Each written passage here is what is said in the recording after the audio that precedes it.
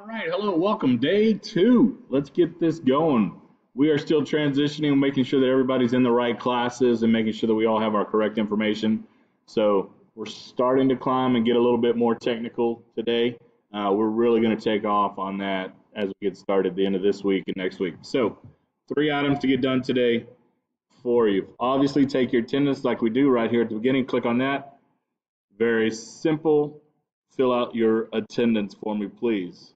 All right, today's classwork. We're on lesson 2, August 19th and 20th. Here's our expectations. Here's what's 1, 2, 3 assignments. Looking at our expectation document, it says this. Take attendance.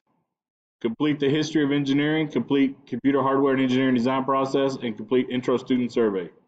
All 3 of those are listed right here. Engineering, this is for a grade. This is also for a grade, and then this is an interest survey so that I get to know you a little bit better. Okay, so 2 of these are for a grade. If you have any questions, feel free to let me know. You guys are awesome. Let's rock and roll.